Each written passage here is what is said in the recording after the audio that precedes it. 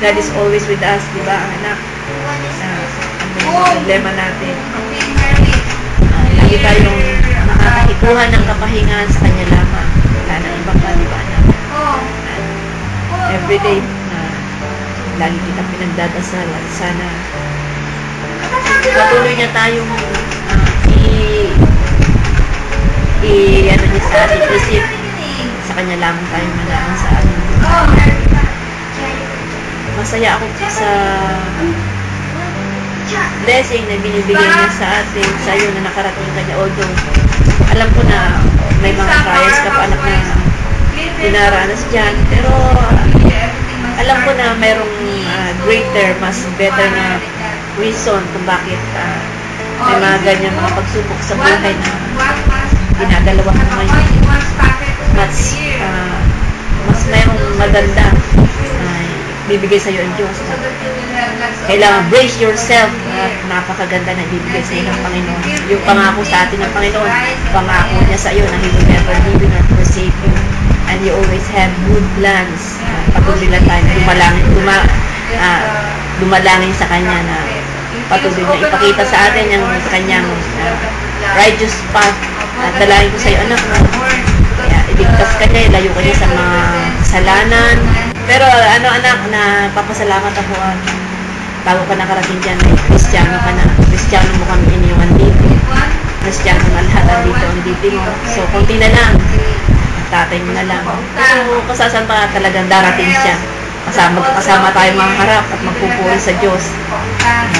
Marami tayong kakanta, marami tayong papalakpak, marami tayong lulundag sa saya para sa ating buhay na Diyos.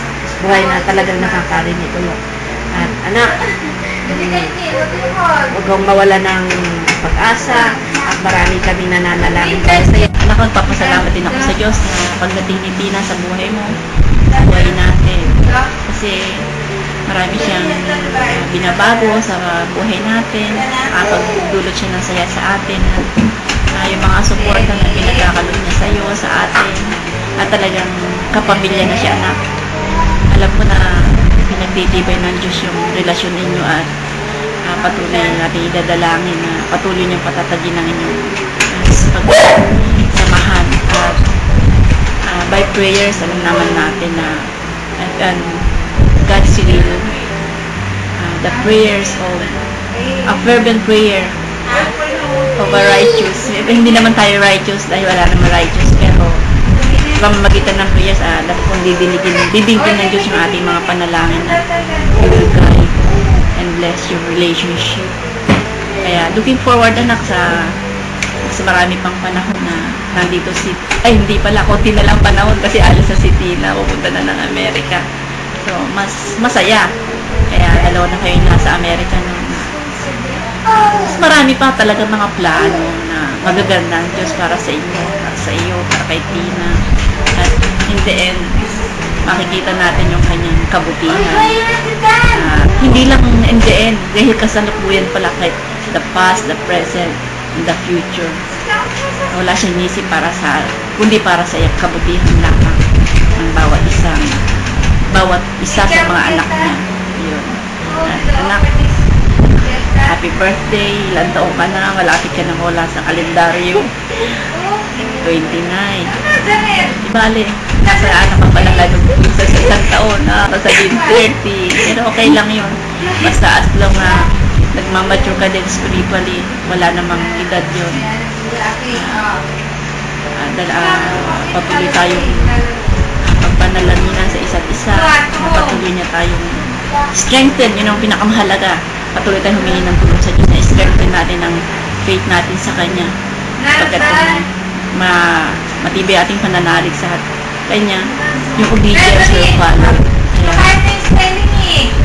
Yun lamang, anak. Maraming salamat dito sa ating video recorder. Ito sa ating video, ano ba daw dito? Si Tina my love. Yun. At happy birthday, anak. Kung ano man yung handa mo, o wala ka namang handa, o basta mahalaga, dito ka pag-pray ka ng church on your day. Ayun lamang, anak, at happy birthday. May God bless you. Long life.